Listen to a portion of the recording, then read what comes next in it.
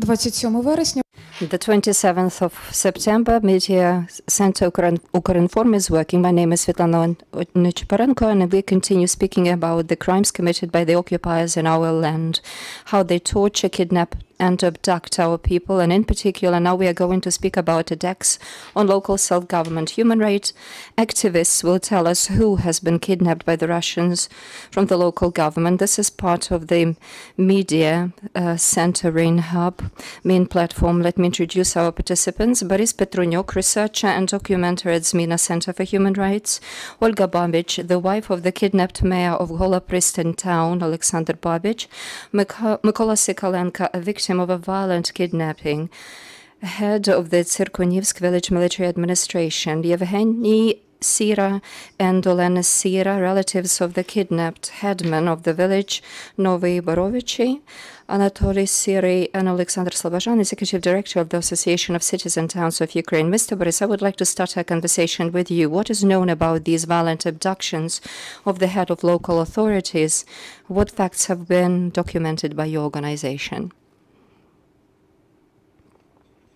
Good afternoon, dear colleagues. My name is Borys Petrunyok. I'm a researcher and analyst at ZMINA Center for Human Rights. As you know about ZMINA, as part of the coalition of the 5 o'clock, we continue documenting abductions as well as, unfortunately, tortures of civilians in the temporarily occupied territories. Unfortunately, we came to understand that the leaders of local governments are some of the representatives of the most vulnerable population persecuted by the occupiers. As of now, we know about more than 130 such cases of violent detentions, abductions, or keeping people prisoner.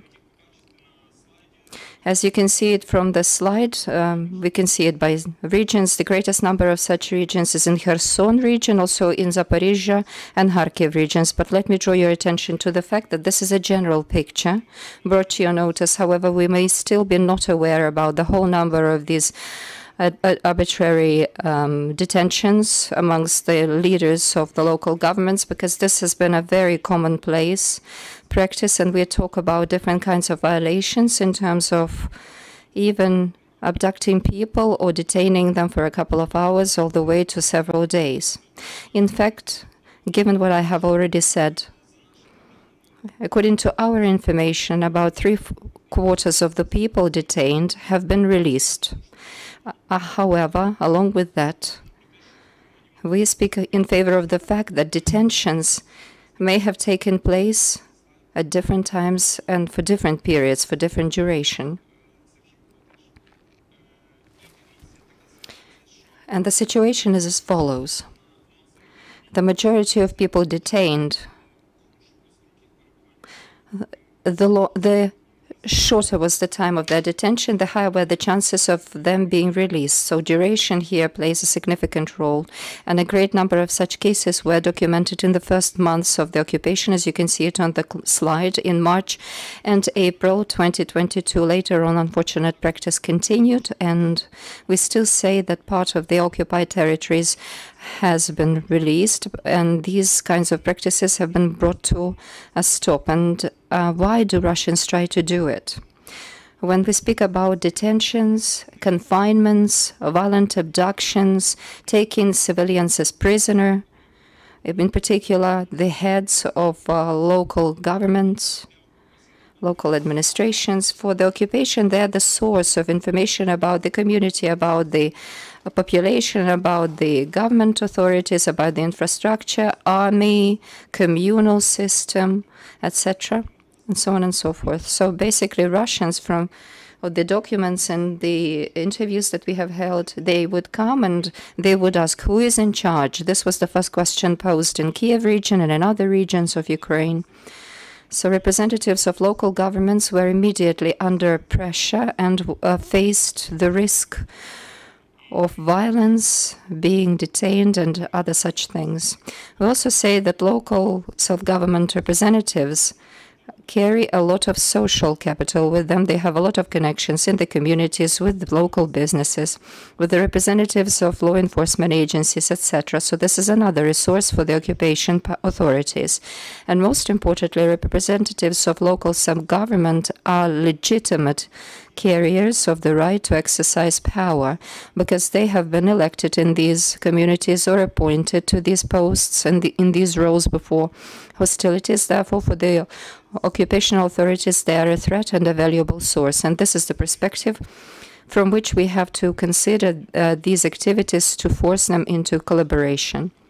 Therefore, in summary, we must not consider these cases as sporadic or indiscriminate, because these are the attacks of the occupational authorities on local communities or local institutional authorities, connectivity between the people. And the Russian authorities, the Russian Federation, pursue in this way their own global goals of exerting control over these territories. Mr. Borys, have you seen any irregularities concerning why some of these representatives of local government were released and others would still be in prison?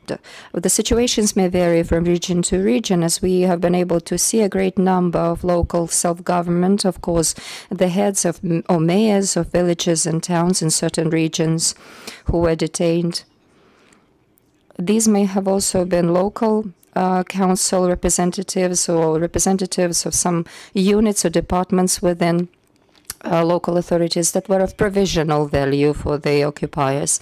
So basically, we have to say that not a single civilian in the occupied territory is safe or secured against such instances of violence. So we are focusing only on the categories, certain categories of the civilians, in order to understand and deduct their logic. But the idea is that, once again, any civilian is faced with the risk of being taken prisoner and being tortured or violated against or abused. Thank you. According to the numbers that you are saying to us, real stories. And let us hear from some of the people who have been captive. Ms. Olga, Madam Olga, your husband is still kept prisoner. The enemy had kidnapped him some time ago. And what do you know about the details of this abduction? As of now, we don't know much. Regrettably, the people who were released, the people who were prisoners of war and may have been together in the same chamber or in the next rooms next to my husband, they got in touch with me and they informed me about some information. Right now, he's in the city of Simferopol in the detention unit number 2. Before that, he had been in another detention unit in Simferopol, but in November last year, the majority of these people detained, like my husband, were moved to a special pretrial detention center. It had been specially refurbished, and right now he's staying in this detention center number 2 in the city of Simferopol. How long has been a prisoner, and how did he get there? He has been prisoner since 28th of March 2022. Since the beginning of the war, when the occupation began, the occupiers came into our town, occupied it in the first days of the war, but they tried to remain within the forest strips. There were some checkpoints, and the city, the town actually, would still continue living its normal life, and we were very much hopeful that nobody would attack us, because this trouble had never occurred to us. We were still believers that they would see that the people were patriotic. We would organize different kinds of meetings and rallies in favor of Ukraine. The majority of people were still proponents of Ukraine. People were not afraid. They were always ready to articulate their pro-Ukrainian stance. And we were very much hopeful that it wouldn't last, that somehow our troops, our army would come and liberate us. But the situation, unfortunately, went in contravention to our expectations. And during that period of time, we lived our normal lives. People were confused, baffled, very much anxious. because in the whole territorial community, we didn't have many representatives of authorities. We didn't have police officers or any militants that could somehow put up resistance for us. All of the people were looking forward to some rescue to come from the heads of the local administrations, people who were still holding on to some of the ministerial positions.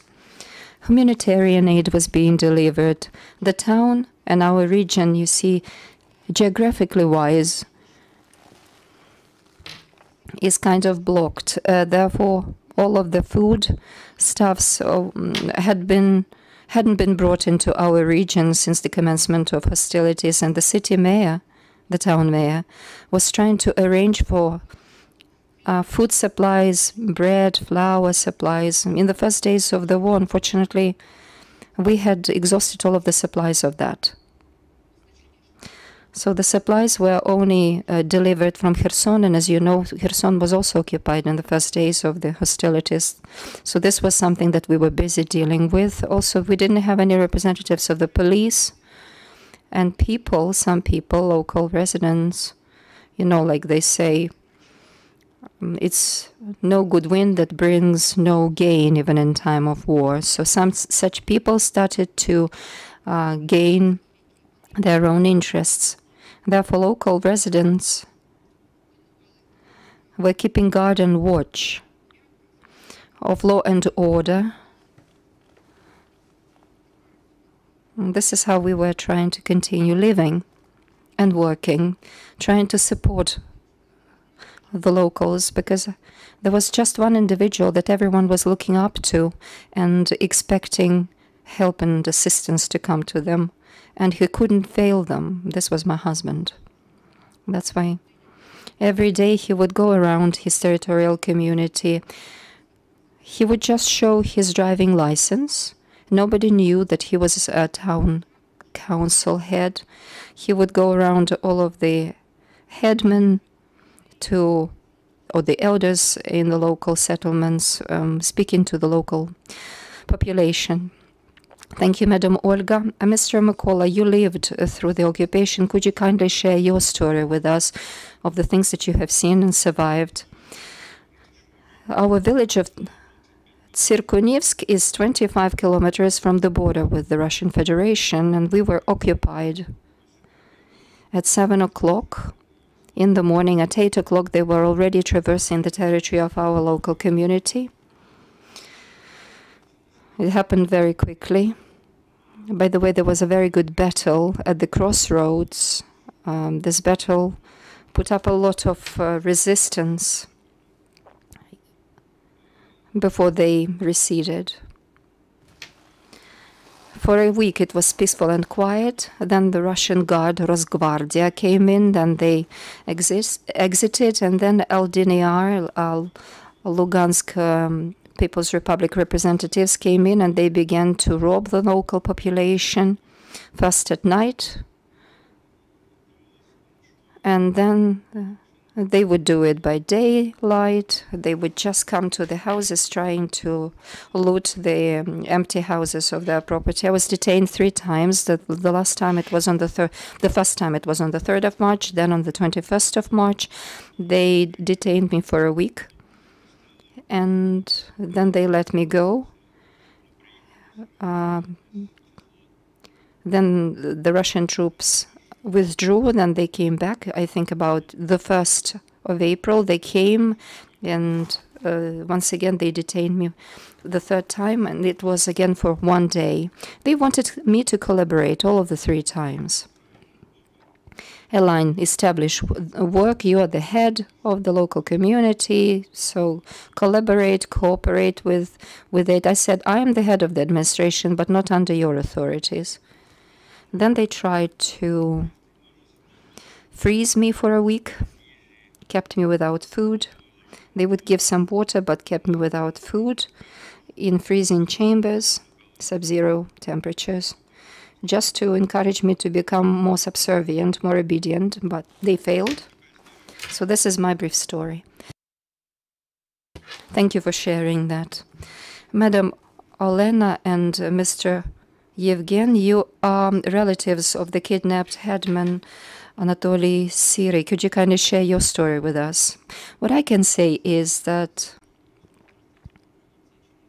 it's in Chernihiv Region where we come from. The man that is our relative has always commanded a lot of authority and very much and highly respected by the residents of the local village, by the pupils of the local village, because he is also a teacher of the local village school. So when this full-scale invasion started, and our village is nearby the border with Belarus and the Russian Federation, so people woke up early in the morning because they had heard a war, not from the news, but they had heard it with their own ears. And of course, my father, Syriy Anatoly, assumed all responsibility because he's always been like that. He's highly responsible, and he assumed responsibility for ensuring welfare of his fellow villagers.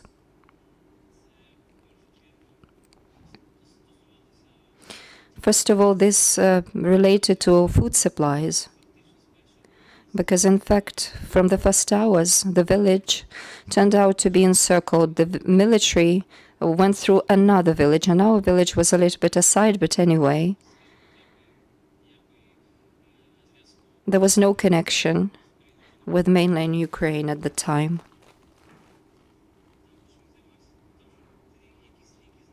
In order to find some medication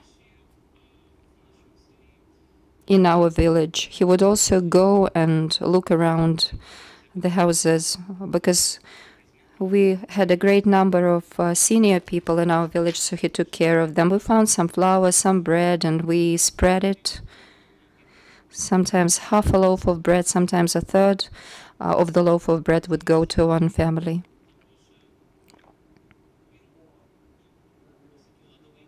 Because the authorities had left. Well, maybe not had left, but there were no policemen around. So he had to organize patrolling of the village to avoid looting.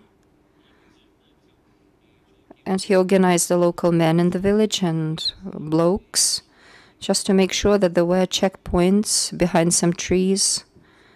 And in fact, I was not a witness to that, because at that time I was staying in Kiev.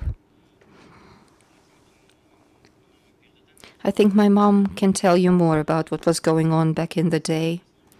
But from our telephone conversations, he lived the problems of the village 24/7.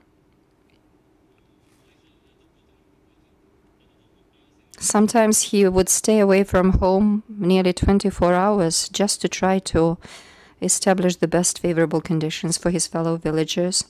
Madam Olena, could you kindly continue with the story? Yes, let me add, because for a while I stayed together with my husband in the village. My son has already told you that my husband commands a lot of authority. It's not because this is my son and this is my husband, but he's a very well-known man and very decent man at that. We heard the war start. At 5 o'clock in the morning, we could already see guns shooting, and my husband immediately went to the local council. The communication was very difficult to establish with the authorities because everyone had left. What kind of mode of behavior to assume? Nobody could answer this question, so he took it at his own liberty, because local authorities were not helping in any way. The son has just explained it to you how it was working. So my husband was in charge of tackling all of the problems for fellow villagers. People had no money, no medicine, no food. Burying the dead. Unfortunately, people never ask you when to die, so getting the coffin, you would have to go through the Russian checkpoints. This was extremely dangerous, depending on the moods that these Russian checkpoint controllers had. You might stay alive or not. So the civil position that my husband assumed was very clear, and he was run by the moods and sentiments of the local villagers. Everyone was ready to resist the occupying authorities, and I suppose on the 28th of February,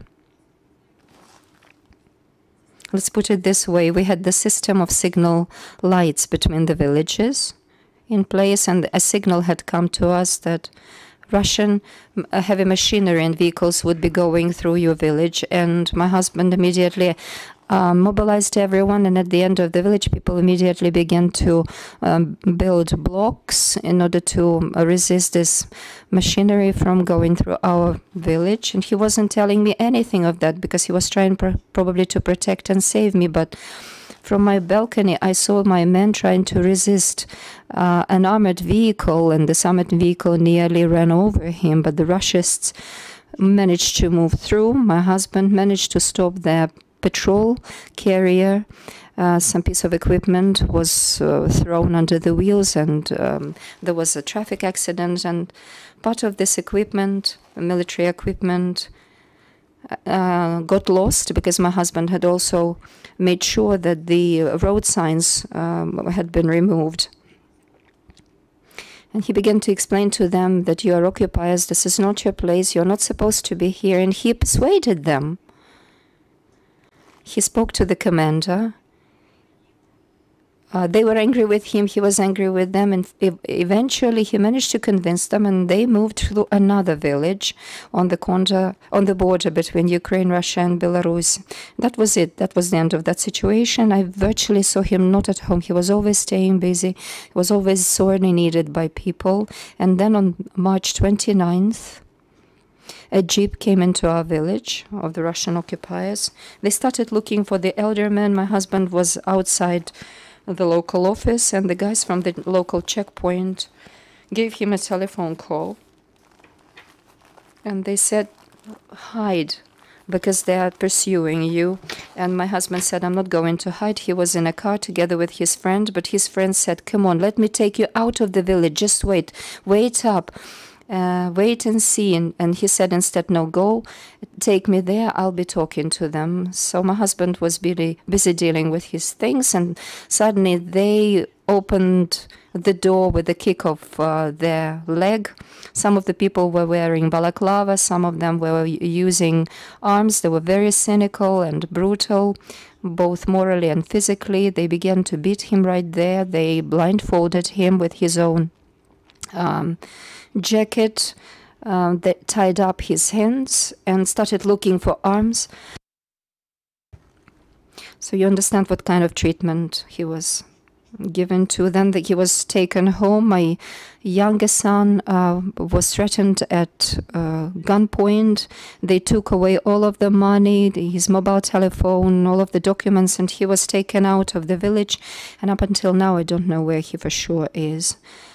As of now, we do not know where his whereabouts are. The Russians are not confirming that he is dead or alive. Thank you very much for sharing your story with us. Mr. Alexander, what is the Association of Ukrainian cities and towns doing in order to establish the whereabouts of the representatives of local governments abducted by the occupiers, and in the main place to get them back to Ukraine? Good afternoon, dear colleagues, counterparts. Establishing the whereabouts of the kidnapped individuals is the last but one stage, penultimate stage. Let me instead share with you some things.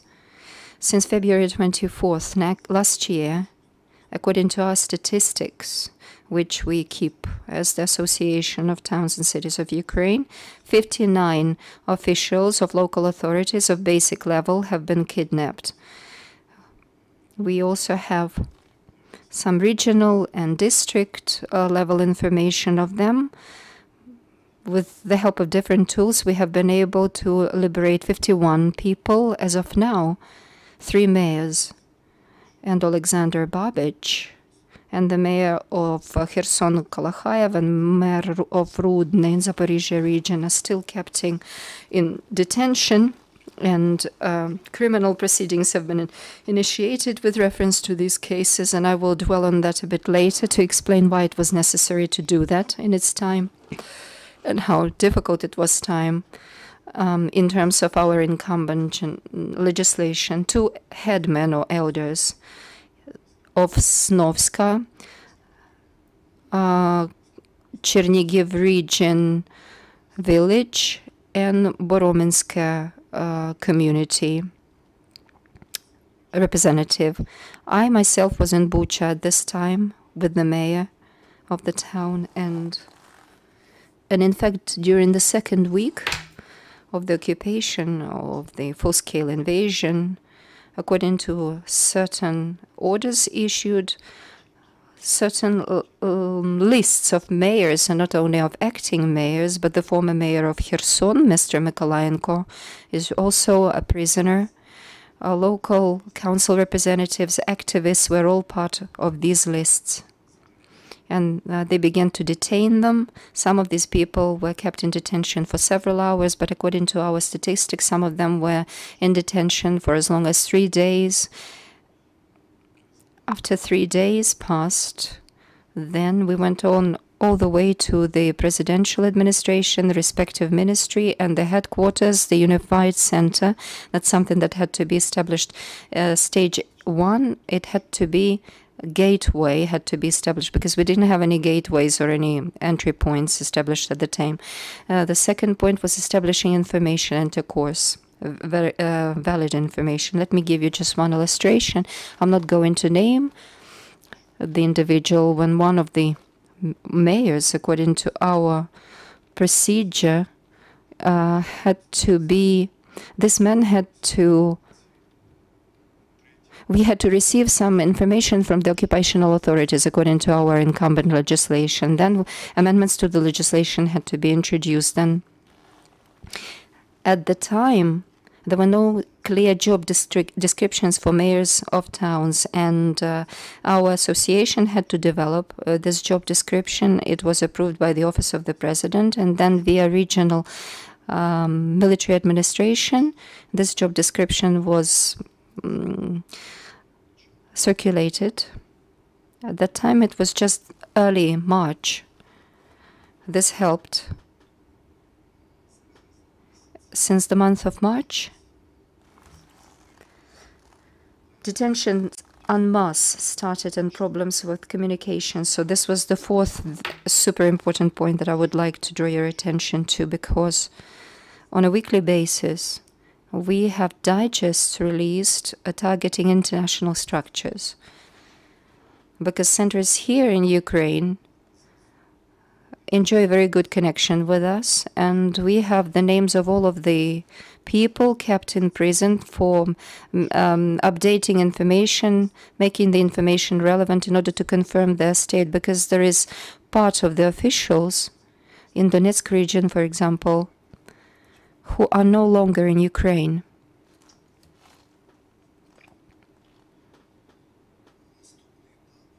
Next point, super important point, was to hold the Congress of local city and town authorities under the umbrella of the Council of Europe.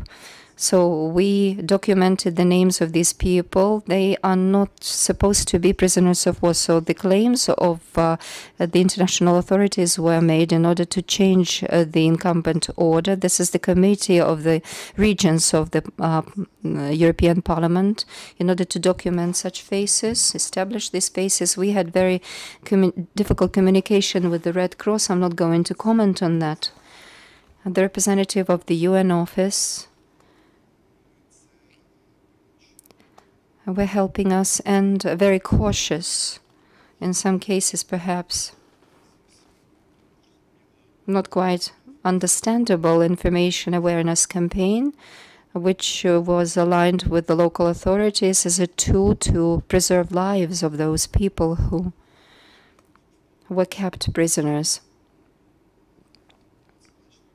Because you can see it from the visits of international guests coming to Ukraine. Information is usually provided to them or via them as passed to our special services to facilitate the release of these prisoners. And I would like to speak specially about the work of the special intelligence forces. For example, the Human Rights Commissioner of Ukraine, he has had meetings with the Russians, and they spoke about the necessity to have prisoner exchanges, and there were a lot of stoppages caused by the Russian authorities. But after all, we were able to amend the legislation in Ukraine. Why it is important to initiate proceedings? Because we have had some situations when these officials were released, and they were brought to the Ukrainian-controlled territory.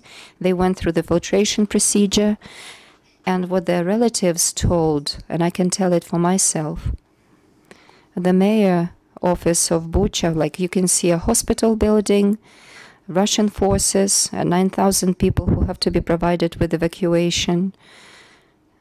And you need to introduce some curfew to make sure that people are not shot dead in the streets.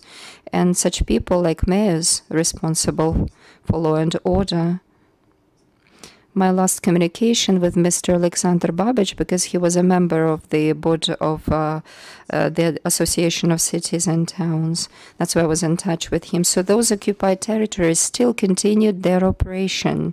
And the only fault of those people was that they were taking care of the interests of their communities. These are flagrant violations of all possible conventions. And such people as the mayor of Nova Kakhovka or others who were moved from the occupied territories to the territory controlled by the Ukrainian government,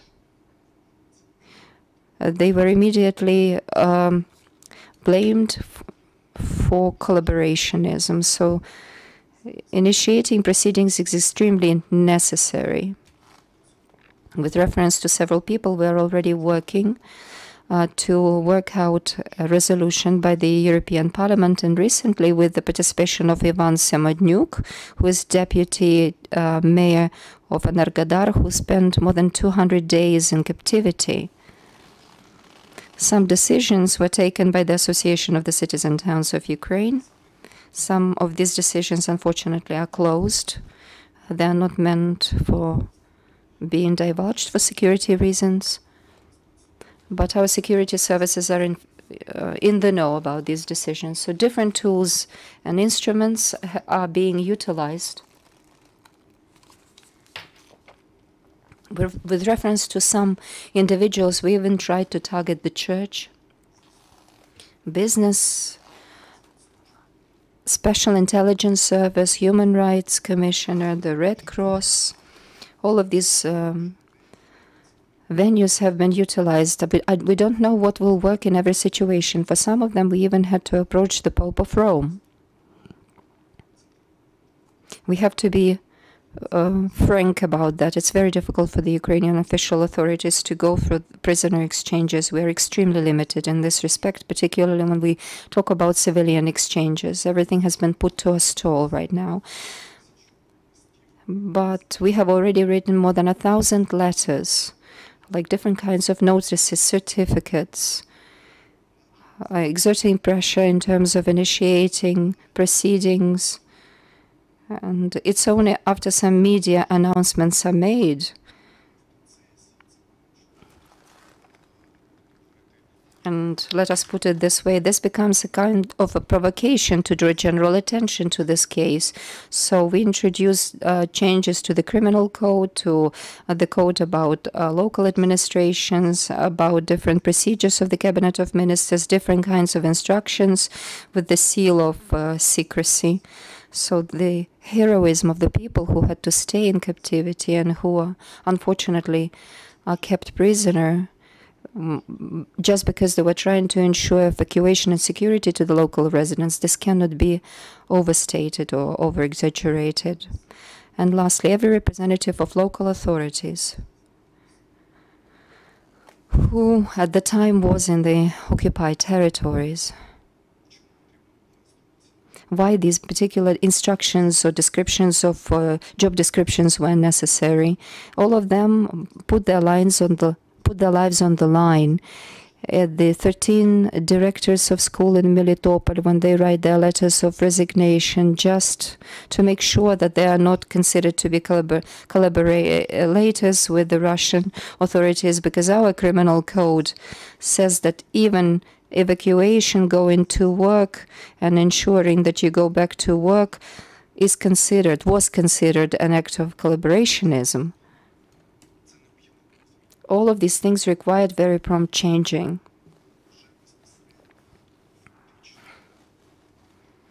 So de facto, the work conducted in this area sometimes contravenes our legislation in terms of making sure that these people are released and are not brought to account according to the Ukrainian criminal code to account.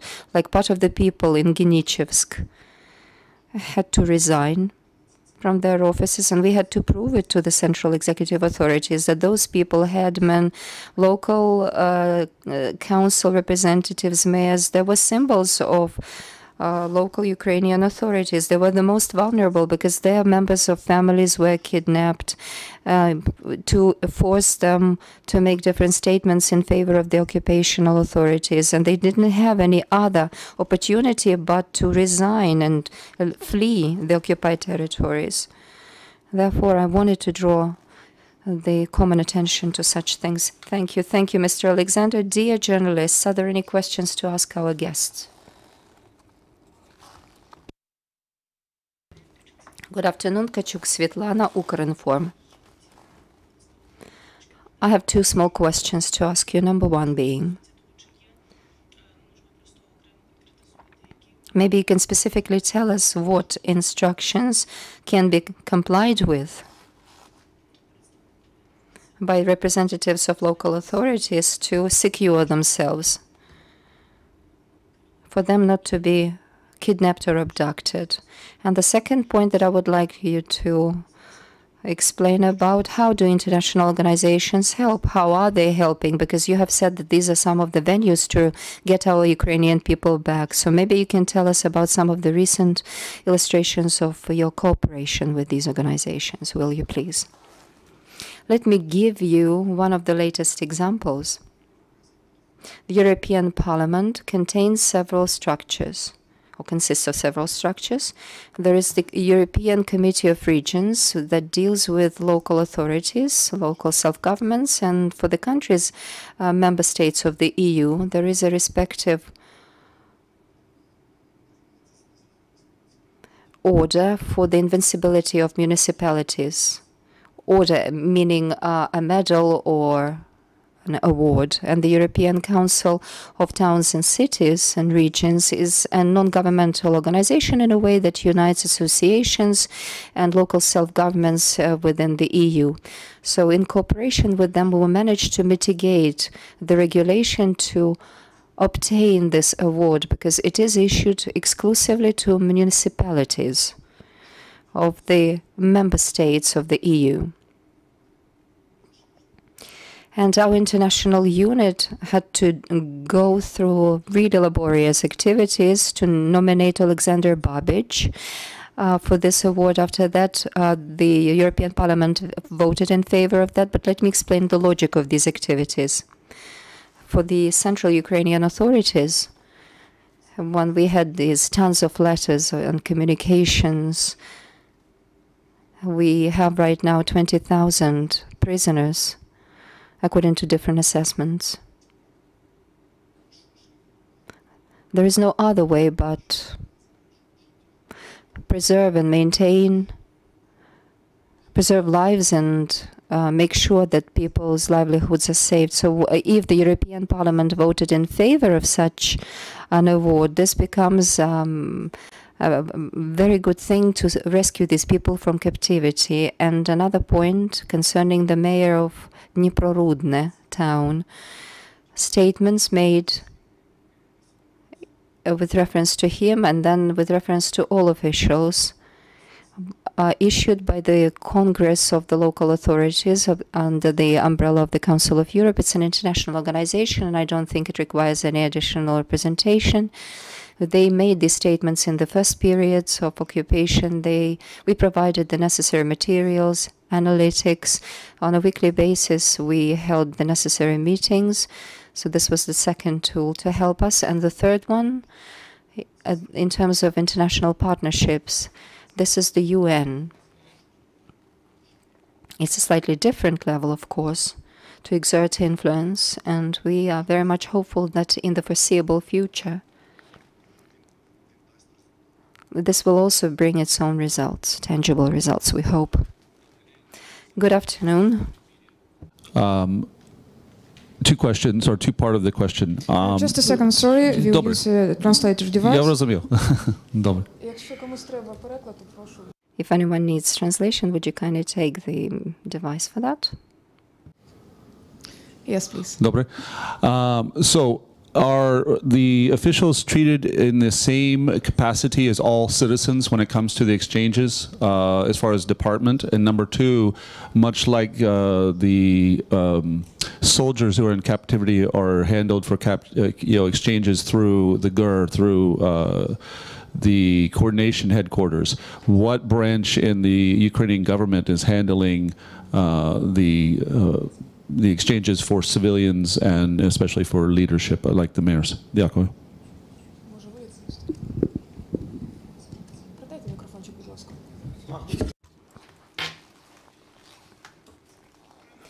With reference to detention of the local authorities, local self-government bodies, in some cases, we know that they are kept in solitary confinements or separately from other civilians.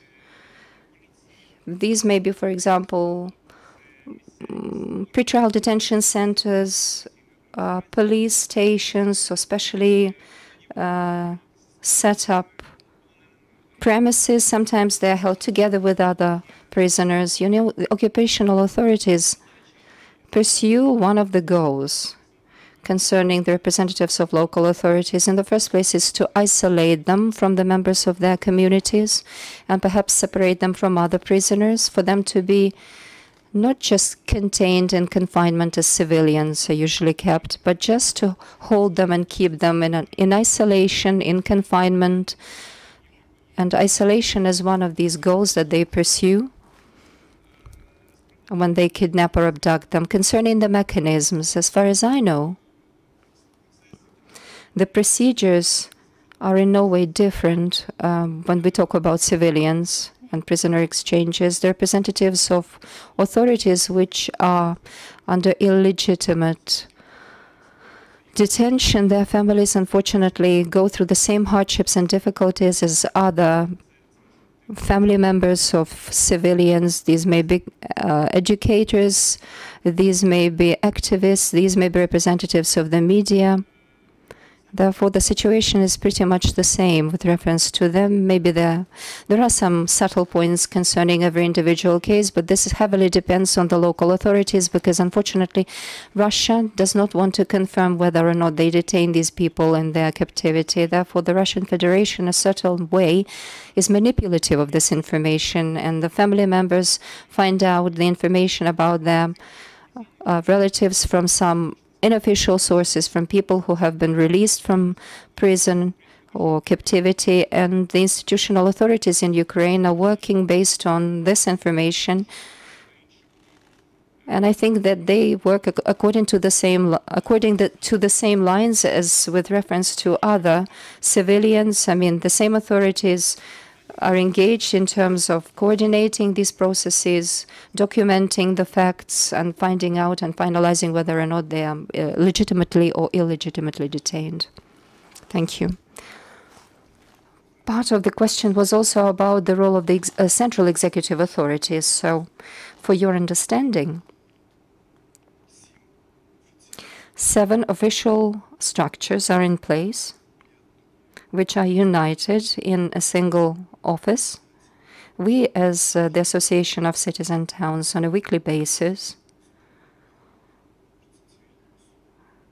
for every individual, we provide all of the rationale that this is a violation of every possible convention, that these people are still kept in captivity. So for each of these 7 offices, we maintain our communication with them, and in these letters we indicate that 1,031 municipalities which are united by our association and their management, 67 individuals, are applying to you with a legal demand, and these are official addresses sent to the President of Ukraine. There is a unified headquarters, as you have properly said. And the role that the central authorities have to play in the exchange, prisoner exchanges, is significant. Not everything can be made public. I can tell you more. 80% of the information stays backstage. And we think that the central authorities do it very correctly. I spoke about 59 people. With reference to 51 individuals, this has already proved its efficiency. They also have their limited capacity. It's a lot of titanic work. And the way they ensure these prisoner exchanges, this communication, and the way that they forward contact information, it's only by exerting pressure. And I'm sure that all of these individuals eventually will be released from imprisonment, so this unified headquarters continue working. But on a weekly basis, we have to continue doing this work, because this is the requirement of our instructions, of our applicable legislation, and this is the requirement of the legislation that they are guided by. Thank you. Concerning civilian prisoner exchanges, authorities usually convince us that civilians are not going to be swapped in line with the Geneva Conventions. They have to be released unconditionally. What does unconditionally mean?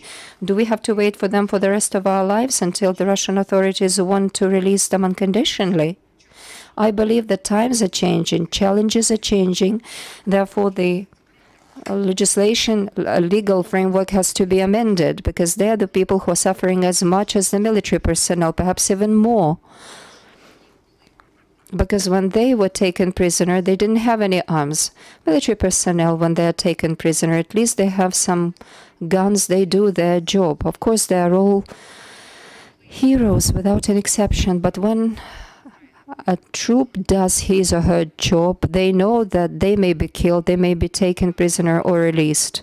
However, a civilian,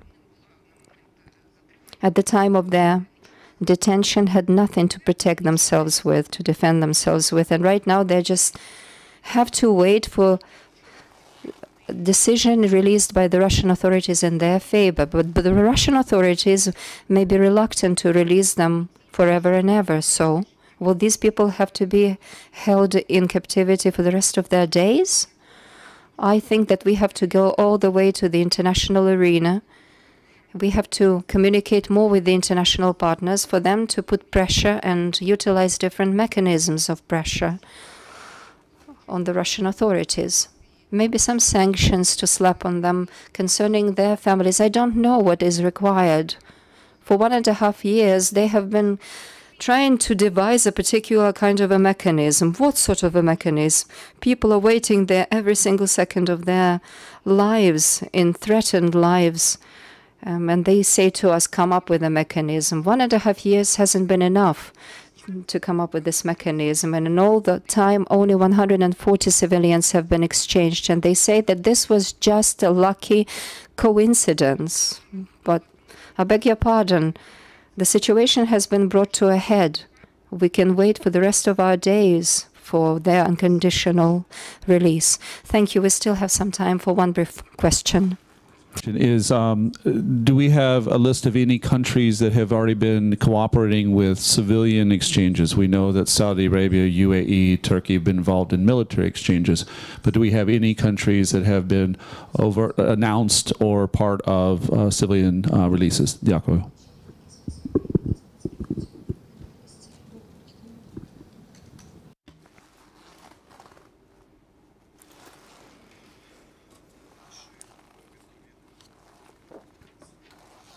In return to our addresses, letters of address, we obtained different kinds of answers and replies that you have to go to two structures, one of them being the UN and the other one the Red Cross. But I'm very much supportive of Mr. Olga. The problem, the conundrum, lies in the fact that the work that we do, this weekly work that we do, perhaps this is hard for you to fathom. These people are not civilian. If we talk about officials of the local self-government authorities, do pay attention to one point. With the commencement of the full-scale invasion, local regional administrations were instantaneously changed from military administrations, which is why every representative of local self-governments, all of these people who are in captivity right now, were authorized to perform the function of the state, of the government. Yes, they were the officials of the local self-governments, but under martial law, they automatically had to fulfill the functions that were not typical of them. Therefore, for me, the priority of their exchange at the level, at the same level as the military exchange calls nothing into question. So they're just as military people, although civilian. So we have to establish an institution of the Ukrainian authorities, and I mean, the institutions in the Ukrainian government have to pay a greater deal of importance to making sure that they're released. And we keep insisting on it in all of our meetings and all of our letters. And in the nearest future, in the reports of the international structures, I hope it will be reflected as a recommendation issued here in Ukraine. Perhaps in a way, this will shift and move and change the situation. Thank you to our guests. I wish the family members of those people who are still remaining in the Russian captivity to be brought back home as quickly as possible.